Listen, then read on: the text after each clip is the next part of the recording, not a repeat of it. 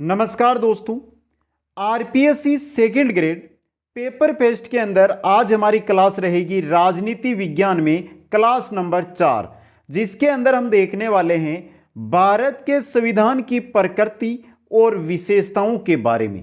भारत के संविधान की क्या प्रकृति है, क्या विशेषताएं हैं, उनके बारे में आज इस क्लास के अंदर हम चर्चा करेंगे। इसके बाद हम एक एक भाग को ध्यान से पढ़ते आगे जाएंगे दोस्तों।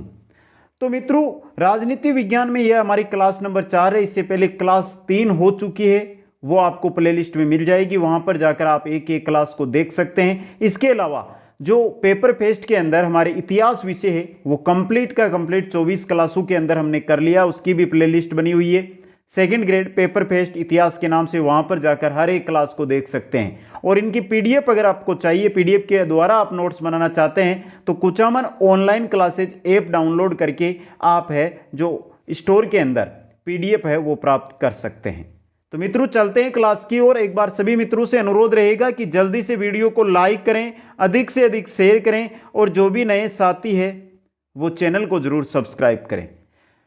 भारत के संविधान की प्रमुख विशेषताओं की ओर चलते हैं। तो पहली विशेषता, विश्व का सर्वाधिक व्यापक संविधान।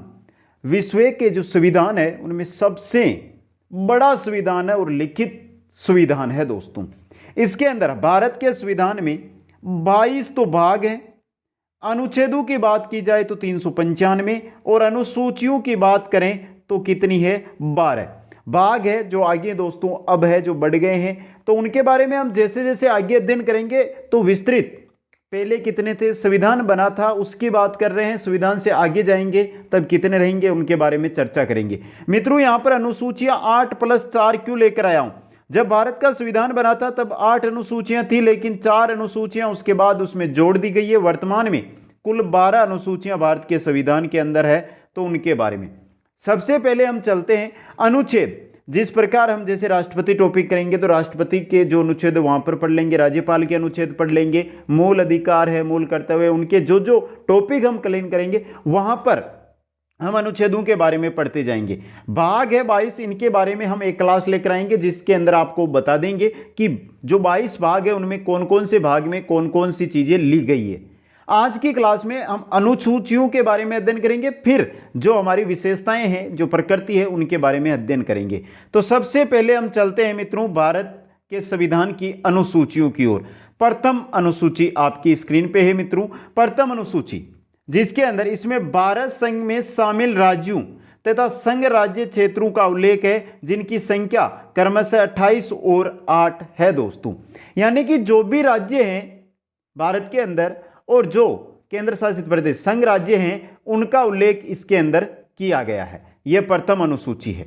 दूसरी अनुसूची की अगर हम बात करें तो इसमें राष्ट्रपति, राज्यों के राज्यपालों, उच्चतम न्यायालय तथा उच्च न्यायालयों के न्यायाधीशों, संसद तथा राज्य विधान मंडलों के अधिकारियों तथा भारत के नियंत्रक महालेखा परीक्षक के वेतन के संबंध में प्रावधान किया गया है। राष्ट्रपति, राज्यों के राज्यपाल, उच्चतम न्यायालय और उच्च न्यायालय के न्यायाधीश, संसद तथा राज्य विधानमंडलों के अधिकारी और भारत का नियंत्रक महालेखा परीक्षक है, इनका जो वेतन का प्रावधान है वो है द्वितीय अनुसूची के अंतर्गत। चलते हैं तृतीय अनुसूची में। संघ के मंत्रियों, उच्चतम न्यायालय तथा उच्च न्यायालयों के न्यायाधीशों, नियंत्रक महालेखा परीक्षक तथा संसद व विधानमंडलों के निर्वाचित सदस्यों द्वारा ली जाने वाली शपथ तथा प्रतिज्ञान का प्रारूप है जो मिलता है तृतीय सूची में। अब यहां पे शपथ का प्रावधान है तृतीय सूची में। मित्रों यहां पे एक बात ध्यान देनी है, राष्ट्रपति, उपराष्ट्रपति, राज्यपाल की शपथ का प्रारूप तृतीय अनुसूची में आपको नहीं मिलेगा। बाकी जो है प्रारूप यहां पर आपको जो मिल जाएगा किसमें, तृतीय अनुसूची में। तो द्वितीय और तृतीय अनुसूची। आगे चलते हैं चौथी अनुसूची की ओर। इस अनुसूची में विभिन्न राज्यों को संसद के एवं स्थायी सदन राज्यसभा के लिए स्थानों के आवंटन की सूची का उपबंध है। चीज को समझिए, इस अनुसूची में विभिन्न राज्यों को संसद के स्थायी सदन, कौन सा, राज्यसभा। चौथी सूची के अंदर क्या किया गया है कि जो हमारा उच्च सदन है वही क्या है, स्थायी सदन है, उसके अंदर जो राज्यों के लिए कितने सांसद वहां से जाएंगे उसके आवंटन की सूची दी गई है चौथी अनुसूची के अंदर। दोस्तों बात करते हैं 5वीं अनुसूची की। अनुसूचित क्षेत्रों और अनुसूचित जनजाति क्षेत्रों का प्रबंधन एवं प्रशासन। जो अनुसूचित क्षेत्र है और अनुसूचित जनजाति क्षेत्र है उनमें प्रबंधन व प्रशासन के बारे में जानकारी दी गई है 5वीं अनुसूची में। बात करते हैं 6ठी अनुसूची की। तो इस अनुसूची में असम, मेघालय, त्रिपुरा तथा मिजोरम राज्यों के जनजातीय क्षेत्रों के प्रशासन के संबंध में उपबंध किया गया है। तो 6ठी जो हमारी अनुसूची है उसमें क्या किया गया है, असम, मेघालय, त्रिपुरा और मिजोरम राज्य है, इनमें जनजातीय क्षेत्रों के प्रशासन के संबंध में उपबंध किया गया है। आगे चलते हैं मित्रों 7वीं अनुसूची में। 7वीं अनुसूची थोड़ी इंपॉर्टेंट अनुसूची है क्योंकि यहां से एक क्वेश्चन पहले भी बना है कि कौन सी अनुसूची के अंदर संघ, राज्य और समवर्ती सूची के बारे में जानकारी मिलती है। यह क्वेश्चन पहले बना हुआ है तो थोड़ा सा ध्यान से देख ले। 7वीं अनुसूची है ये। इस अनुसूची में 3 सूचियां हैं। कौन कौन सी? संघ सूची, राज्य सूची और समवर्ती सूची। मित्रों जो संघ सूची है उसमें 97 विषय शामिल है। वर्तमान में ये 100 हो गए। जब संविधान बना था उस समय 97, वर्तमान में 100 है, जिन पर कानून बनाने का कार्य रहेगा संसद का, जिन पर संसद का कानून बनाने का अधिकार है। राज्य सूची में 66 विषय है और वर्तमान में कितने हैं? 61 विषय हैं जिन पर राज्य विधानमंडल कानून बना सकता है। राज्य विधानमंडल यहां पर कानून बनाएगा।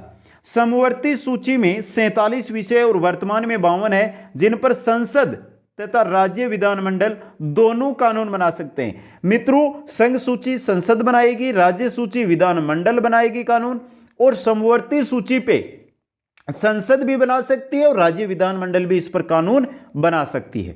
लेकिन विवाद की स्थिति में संसद द्वारा निर्मित कानून प्रभावी होगा। अगर कोई कानून को लेकर विवाद हो जाता है तो उसमें राज्य विधानमंडल का कानून वो प्रभावी नहीं होगा। विवाद की स्थिति में सिर्फ और सिर्फ संसद जो कानून बनाएगी वही प्रभावी होगा। दोस्तों बात करते हैं 8वीं अनुसूची की। इस अनुसूची में संविधान सभा द्वारा मान्यता प्राप्त 22 भाषाओं की अनुसूची है। कौन सी?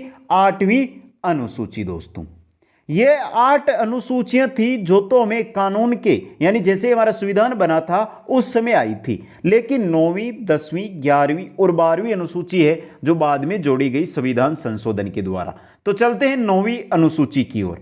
9वीं अनुसूची, इस अनुसूची में उन अधिनियमों को सम्मिलित किया गया है जिनकी वैधानिकता को न्यायालय में चुनौती नहीं दी जा सकती। जो 9वीं अनुसूची है उसमें उन अधिनियम है जिनको सम्मिलित किया है, जिनको क्या है कि हम न्यायालय में नहीं ले जा सकते। वो कौन सी में है? 9वीं अनुसूची में। और प्रथम संविधान संशोधन जो 1951 हुआ था उसके द्वारा 9वीं अनुसूची को जोड़ा गया था। बात करते हैं 10वीं अनुसूची की। इस अनुसूची में दल बदल संबंधी कानून का प्रावधान है। जो पार्टियों के सांसद होते हैं, विधायक होते हैं, पार्षद होते हैं, वो अपना दल बदल करते हैं, तो उनके दल बदल से संबंधित ये सूची बनी थी कि वो दल बदल से संबंधित जो कानून है उसको लेकर 10वीं अनुसूची लाई गई थी। ये जोड़ी गई थी 52वें संविधान संशोधन द्वारा 1985 के द्वारा। दोस्तों बात करते हैं 11वीं अनुसूची की। इस अनुसूची में पंचायती राज व्यवस्था को संवैधानिक दर्जा प्रदान किया गया। जो पंचायती राज व्यवस्था है उसको संवैधानिक दर्जा देती है 11वीं अनुसूची। यह अनुसूची जोड़ी गई थी 73वें संविधान संशोधन 1992 के द्वारा। मतलब पंचायती राज व्यवस्था को कानूनी मान्यता 1992 में मिली थी 11वीं अनुसूची के द्वारा। दोस्तों चलते हैं 12वीं अनुसूची की ओर। तो मित्रों 12वीं अनुसूची, इस अनुसूची में नगर पालिकाओं की संरचना, गठन, सदस्यों की योग्यता, निर्वाचन, नगर पंचायतों के अधिकार एवं शक्तियों तथा उत्तरदायित्वों के विषय में प्रावधान किया गया है। मतलब कि जो 12वीं अनुसूची है उसमें नगर पालिकाओं से लेकर कि उनके गठन से लेकर, उनकी संरचना से लेकर, सदस्यों की योग्यता, उनका निर्वाचन कैसे होगा, जो नगर पालिकाएं बनेंगी, उनकी अधिकार और उनकी शक्तियां क्या होगी, उनके उत्तरदायित्व क्या होंगे, ये प्रावधान किए गए हैं 12वीं अनुसूची में। 12वीं अनुसूची में ऐसे कुल 18 विषयों का उल्लेख किया गया है जिन पर कानून बनाने का अधिकार नगर पालिकाओं को प्राप्त है। 18 विषय हैं जिन पर सिर्फ और सिर्फ कानून कौन बनाएगा, नगर पालिका बनाएगी। इनके बारे में 12वीं अनुसूची में जानकारी दी गई है। और 12वीं अनुसूची 74वें संविधान संशोधन द्वारा 1992 में जोड़ी गई थी दोस्तों। तो ये तो हो गई हमारी अनुसूचियां। अब आगे चलते हैं और बात करते हैं कि जो हमारा टॉपिक है वो है संविधान की प्रकृति और विशेषताएं। तो ये अनुसूचियां, ये विशेषताएं ही है संविधान की। आगे 2 नंबर पे हम बात करते हैं विश्व के संविधानों से प्रेरणा। विश्व के संविधानों से प्रेरणा मतलब कि भारत के संविधान में जो विदेशी संविधान है वहां से कौन कौन से भाग लिए गए, ये चीज रहेगी संविधान के स्रोत। सबसे पहले बात करें हम भारत शासन अधिनियम 1935, जिसके बारे में हमने विस्तृत चर्चा की थी पहले संवैधानिक विकास के अंदर।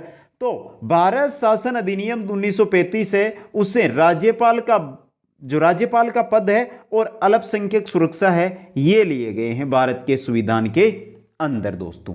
अब मित्रों बात आ जाती है कि सर क्वेश्चन कैसे बनकर आएगा यहां से। तो सीधा क्वेश्चन मैं आपसे ऐसे ही करता हूं, आगे आप देखना। क्वेश्चन आ गया कि नीति निर्देशक तत्व किस देश के संविधान से लिए गए हैं। बन गया ना क्वेश्चन, नीति निर्देशक तत्व किस देश के संविधान से लिए गए हैं। ब्रिटेन, संयुक्त राज्य अमेरिका, कनाडा या आयरलैंड। ये हो गए 4 ऑप्शन। तो सही ऑप्शन क्या रहेगा, आयरलैंड। जो आयरलैंड का संविधान है वहां से लिए गए हैं नीति निर्देशक तत्व। तो इनको ध्यान से रखना है और बहुत इंपॉर्टेंट क्वेश्चन बन सकते हैं यहां से। आगे चलते हैं एक की ओर। ब्रिटेन में, ब्रिटेन से क्या क्या लिया, संसदीय शासन, एकल नागरिकता, नियंत्रक महालेखा परीक्षक का पद, संसदीय विशेषाधिकार यानी संसद के जो विशेष अधिकार है, नौकरशाही, विधि के समक्ष समानता। ये सभी कहां से लिए गए, कहां से उठाए गए, इनको ब्रिटेन के कानून से, ब्रिटेन के संविधान से इनको उठाया गया है। बात करते हैं संयुक्त राज्य अमेरिका की। संयुक्त राज्य अमेरिका से मौलिक अधिकार, न्यायिक पुनर्विलोकन और न्यायपालिका की स्वतंत्रता, महाअभियोग का प्रावधान, विधियों का समान संरक्षण, वित्तीय आपातकाल और उपराष्ट्रपति का पद। तो संयुक्त राज्य अमेरिका से लिया मौलिक अधिकार, न्यायिक पुनर्विलोकन और न्यायपालिका की स्वतंत्रता, महाभियोग का प्रावधान, विधियों का समान संरक्षण, वित्तीय आपातकाल और उपराष्ट्रपति का पद। ये कहां से लिए गए हैं, संयुक्त राज्य अमेरिका से। आगे बात करें हम कनाडा की। तो कनाडा के शासन से लिया गया संघात्मक शासन, उच्चतम न्यायालय में तदर्थ न्यायाधीशों का प्रावधान, अवशिष्ट शक्तियां संसद को सौंपना, जो अवशिष्ट शक्तियां वो संसद को सौंपना।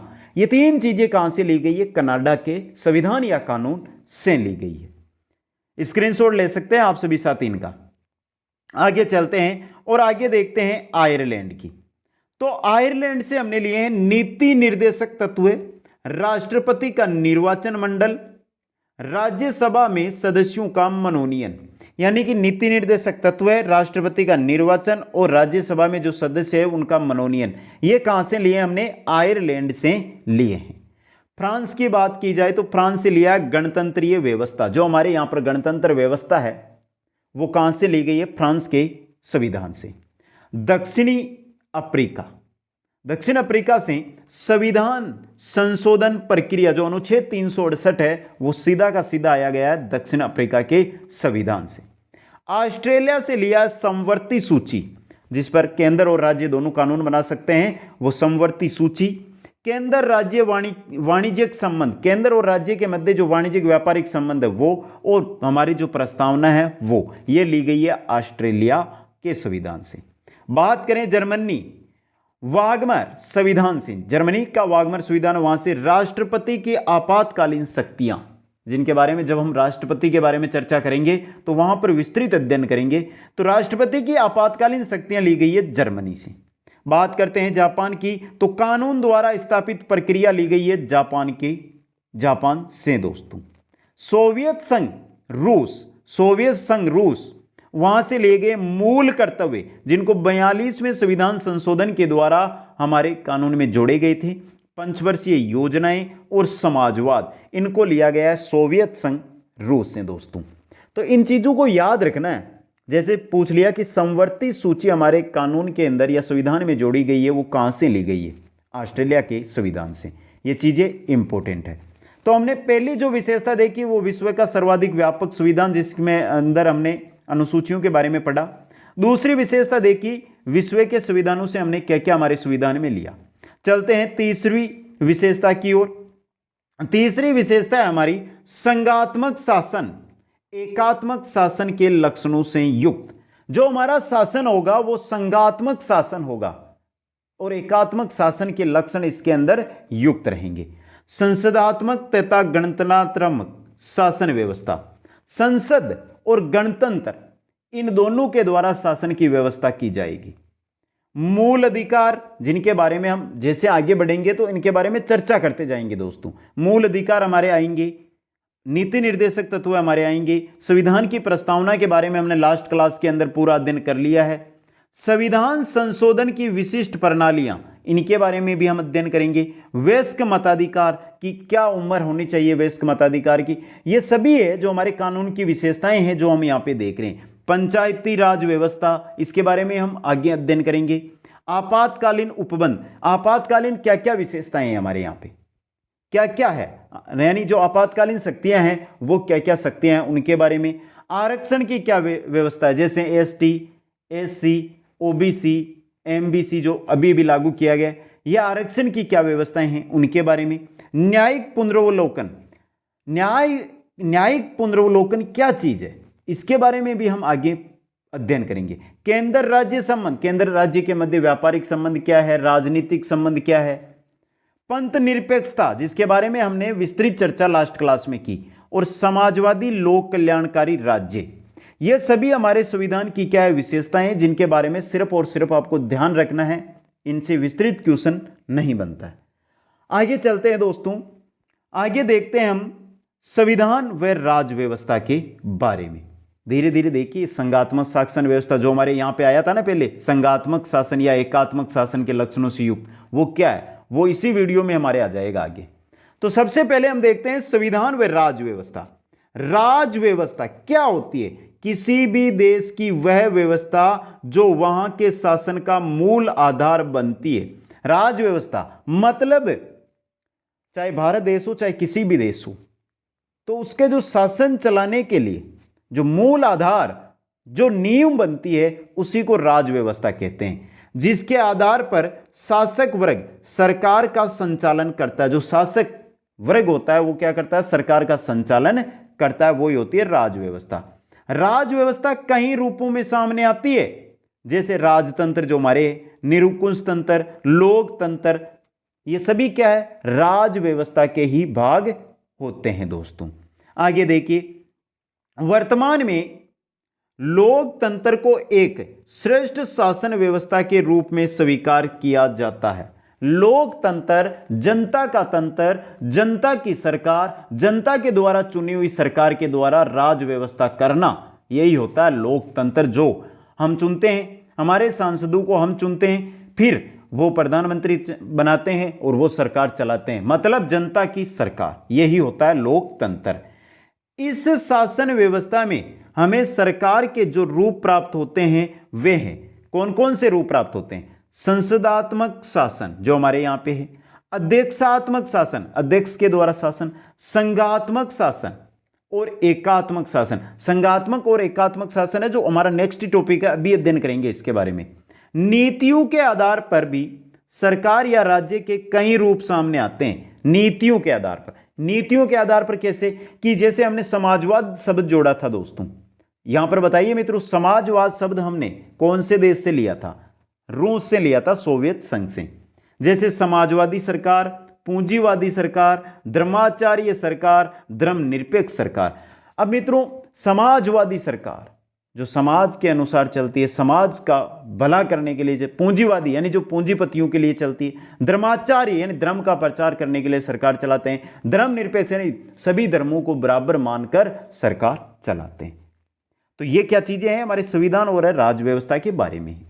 अब जो हमारे यहां पे बात आई थी ना संघात्मक शासन, इसके बारे में बात कर लेते हैं। तो संघात्मक शासन व्यवस्था, संघीय शासन, शासन व्यवस्था के अंतर्गत एक नवीन देन है। जो ये संघात्मक शासन या संघीय शासन है ना, ये हमारे शासन व्यवस्था के अंदर एक नवीन देन है। अब समझिए ये संघात्मक शासन है क्या। संघ शब्द का अंग्रेजी पर्यायवाची होता है फेडरेशन। संघ का अंग्रेजी पर्यायवाची, नहीं, संघ को अगर अंग्रेजी में बताएं तो बनता है फेडरेशन, जो लैटिन भाषा के फोएडम, फोएडस से निकला है। किससे निकला है? फोएडस से, जिसका अर्थ क्या है? संधि या समझौता। तो संघात्मक का मतलब क्या हो गया? संधि या समझौता शासन व्यवस्था। दोस्तों आया समझ में? अतः व्युत्पत्ति के दृष्टिकोण से समझौते द्वारा निर्मित राज्य को संघ राज्य कहा जा सकता है।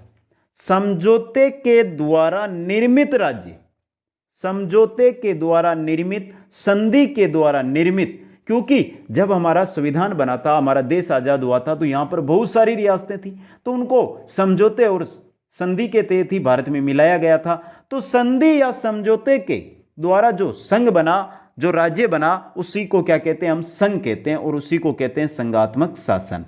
अब यहां पे देखिए, संवैधानिक दृष्टिकोण से संघात्मक शासन का तात्पर्य एक ऐसे शासन से होता है जिसमें संविधान द्वारा ही केंद्रीय सरकार और इकाइयों की सरकारों के बीच शक्ति विभाजन कर दिया जाता है।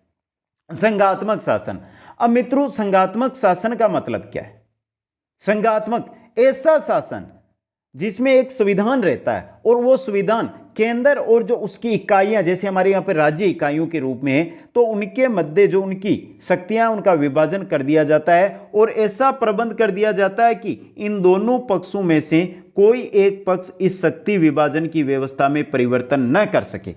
मतलब कि केंद्र और उसकी जो इकाइयां हैं, उनके मध्य विभाजन तो शक्तियों का कर दिया, लेकिन क्या है, फिर क्या होता है कि जो हमारा संविधान है, वो उसकी जो शक्तियां हैं, चाहे राज्य हो चाहे केंद्र हो, उसमें क्या कर सकता है? परिवर्तन कर सकता है। लेकिन हमारे यहां पे नहीं है, यहां पर ऐसी व्यवस्था नहीं है, ना तो केंद्र ना राज्य, कोई भी पक्ष, एक पक्ष है जो शक्ति विभाजन की जो व्यवस्था है उसमें परिवर्तन नहीं कर सकता है।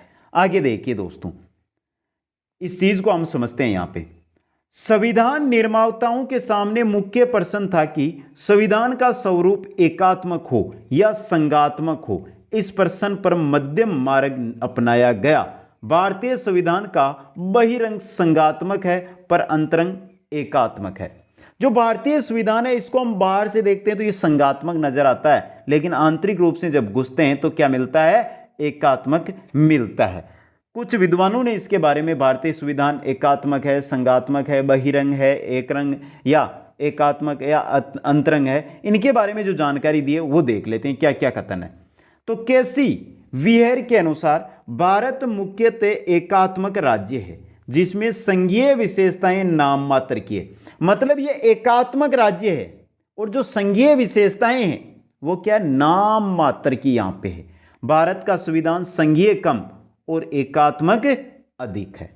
डीडी बसु के विचार थे, भारत का संविधान न तो पूर्ण रूप से एकात्मक है और न ही पूर्ण रूप से संघात्मक है, बल्कि दोनों का सम्मिश्रण है। डीडी बसु ने कहा कि जो भारत का संविधान है न तो एकात्मक न संघात्मक, दोनों को मिला जुला मिश्रण है दोस्तों ये। प्रोफेसर पायली का विचार है कि भारत के संविधान का ढांचा कैसा है? संघात्मक है।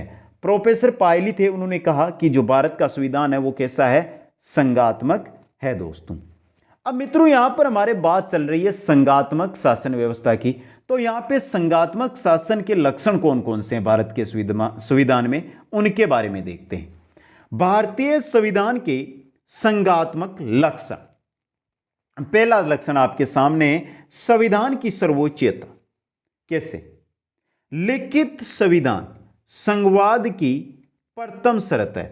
भारत का संविधान लिखित संविधान है, मौखिक संविधान तो है नहीं, और ये पहली क्या है? शर्त है संघवाद की दोस्तों। संविधान के द्वारा सरकारों के संगठन और कार्यों का कानूनी व और संवैधानिक आधार तथा संघ और राज्यों के संबंध तथा क्षेत्राधिकार निर्धारित किए गए हैं। जो हमारा संविधान है उसके द्वारा जो सरकार का संगठन और कार्य है, सरकार के अंदर संगठन और कार्यों में कानूनी और संवैधानिक आधार होता है, तथा जो हमारा संघ यानी केंद्र और राज्य है उनके जो मध्य, केंद्र और राज्यों के मध्य संबंध है, क्षेत्र है, कानून है, संविधान है, संगठन है, उनके कार्य हैं, उनको लेकर क्या किया गया है, संघ और राज्य यानी केंद्र और राज्य के सब कुछ है उनको क्या किया गया है, निर्धारित किया गया है। जैसे कि हम संघ सूची, राज्य सूची, समवर्ती सूची के बारे में पढ़ा था, तो सभी का क्या किया गया, डिवाइडेशन किया गया है कि आप इस पे काम कीजिए। सभी सरकारों पर बाध्यकारी है और किसी भी सरकार द्वारा संविधान का उल्लंघन नहीं किया जा सकता। सभी सरकारों का जो क्षेत्र है, जो निर्धारित क्षेत्र दिया गया, जो संबंध उनको दिए गए हैं, उनके अंदर वो रह सकती है, उनके बाहर वो नहीं जा सकती, यानी कानून का उल्लंघन वो नहीं कर सकती है दोस्तों। तो मतलब भारत का जो संविधान है वो संघात्मक है। इसका पहला लक्षण है कि यहां पर संविधान है वो सर्वोच्च है। संविधान के बाहर यहां की सरकारें, चाहे केंद्र हो चाहे राज्य हो, कुछ नहीं कर सकती है। बात करते हैं दूसरे में, तो शक्तियों का विभाजन।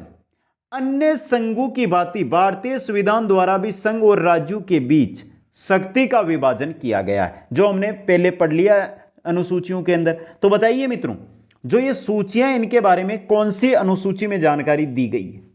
7वीं अनुसूची में। कौन सी अनुसूची में? 7वीं अनुसूची में। संघ सूची, जिस पर सिर्फ केंद्र यानी संसद कानून बनाएगी। राज्य सूची, जिस पर राज्य विधानमंडल कानून बनाएगी। समवर्ती सूची, जिस पर संसद और विधानमंडल दोनों कानून बना सकती है। संघ सूची में वर्तमान में 100 है, राज्य सूची में 61 विषय हैं और समवर्ती सूची में वर्तमान में 52 विषय है दोस्तों।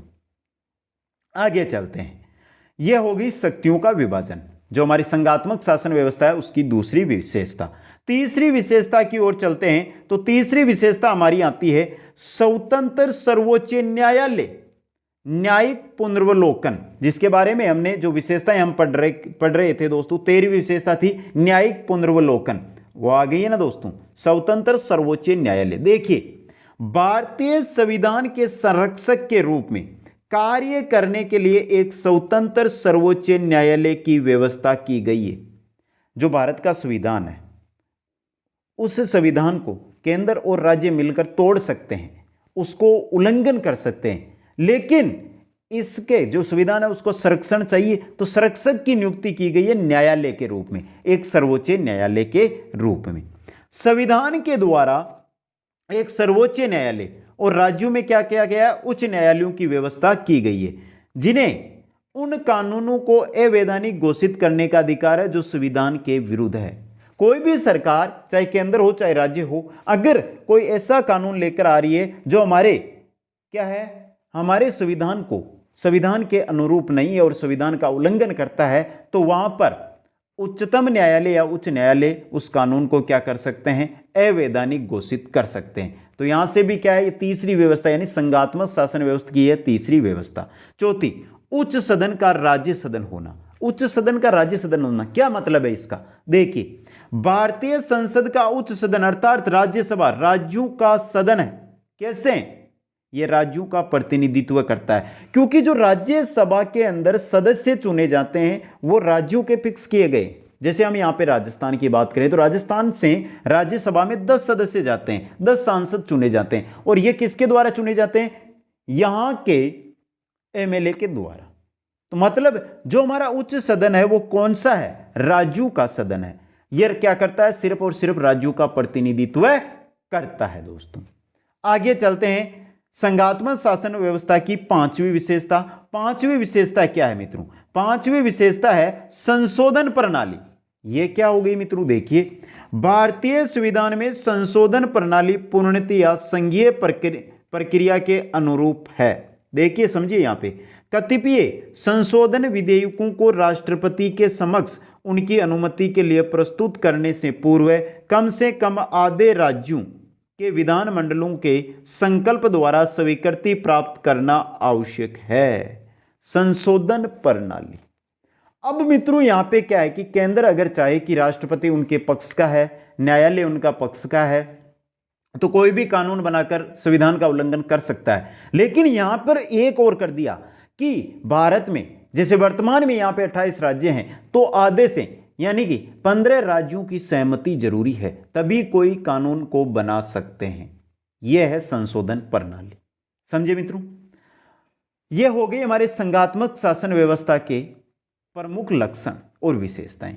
आगे हम बात करते हैं भारतीय संविधान के एकात्मक लक्षणों की।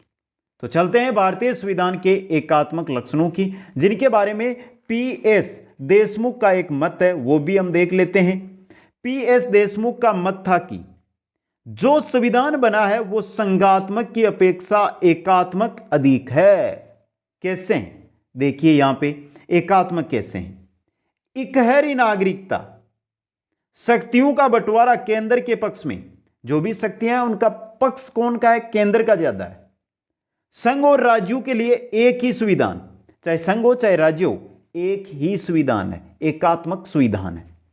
केंद्रीय सरकार राज्यों की सीमाओं में परिवर्तन में समर्थ, कोई भी राज्य की सीमा है उसमें परिवर्तन कर सकती है केंद्र सरकार। एकीकृत न्याय व्यवस्था, न्याय व्यवस्था सभी के लिए समान है, यहां पर यह नहीं है किसी के लिए अलग होगी। संकट काल में एकात्मक शासन, जब संकट काल आता है, किसी राज्य पर संकट आ गया, तो राज्य और केंद्र दोनों मिलकर वहां पर काम करेगी, यानी एकात्मक करेगी। महत्वपूर्ण विषयों की एकीकृत व्यवस्था, जो महत्वपूर्ण विषय है उनकी एकीकृत व्यवस्था है, राज्य और केंद्र उन पर कानून बना सकती है। राज्यों के राज्यपाल की नियुक्ति, राज्य के जो राज्यपाल है उनकी नियुक्ति भी क्या है? एकात्मक है। आगे देखिए मित्रों, आर्थिक दृष्टि से राज्यों की दुर्बल स्थिति, जो उस समय जब कानून हमारा बना था उस समय आर्थिक दृष्टि से सभी राज्य क्या थे, और राज्य क्या, देश क्या था? दुर्बल स्थिति में था। राज्यों का राज्यसभा में समान प्रतिनिधित्व नहीं।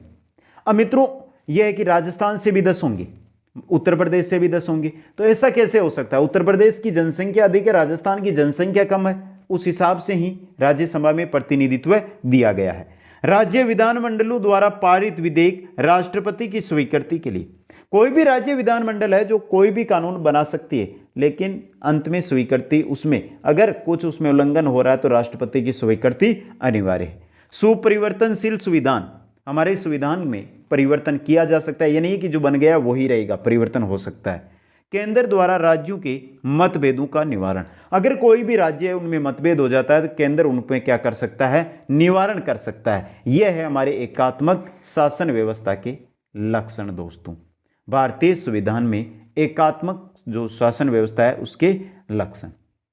तो दोस्तों आज की जो हमारी क्लास थी, जिसके अंदर हमने भारत के संविधान की प्रकृति और विशेषताओं के बारे में अध्ययन किया है, कैसी लगी ये क्लास? एक बार कमेंट करके जरूर बताएं सभी साथी। वीडियो को लाइक, शेयर, और जो नए साथी है वो चैनल को जरूर सब्सक्राइब करें। आप सभी को मेरी ओर से बहुत बहुत धन्यवाद। जय हिंद, जय भारत।